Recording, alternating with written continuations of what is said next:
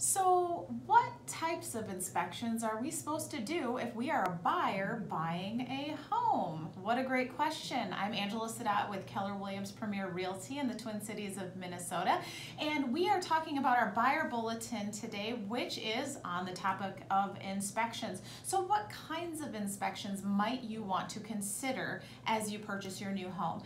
So most of our buyers, I won't say all, sometimes we have contractor buyers who don't choose to do inspections. They kind of do them on their own, but for most of our buyers, they are choosing to do a general home inspection. This is a visual inspection of all the components in the house, and so the inspector is going to take a look at everything. They're going to give you a report. Usually they'll have you come in at the end of the inspection and they'll go over any issues that they find or concerns that they'd like to have you ask the sellers about, and then we discuss that and we move on from there. Now, in certain properties, you're going to have different elements that may cause you to want to do inspections beyond that general home inspection. A lot of times people are today adding on the radon inspection. Radon is a gas that comes up from the earth.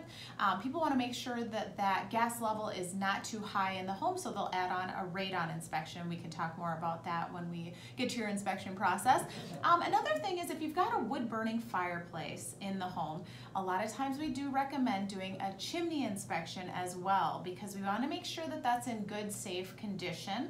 Another one that you may see is if you're on a well and septic property, you want to have those well and septic reports handy. A lot of times the sellers will actually pay for those reports ahead of time, and you don't have to worry about that, so they're already done, but sometimes they're not and we have to request them.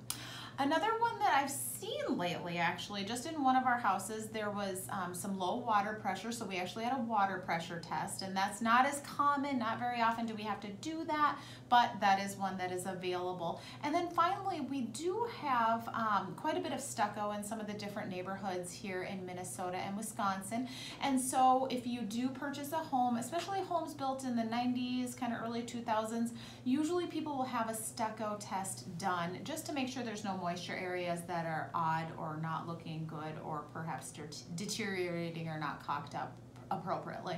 So a stucco test may be involved, or an overall moisture test. So those are just some of the inspections that you may choose to do during your inspection process. There are other ones that we can talk about if we have special situations at the house that you purchase, and we'll go over those at that time. Thanks for joining us.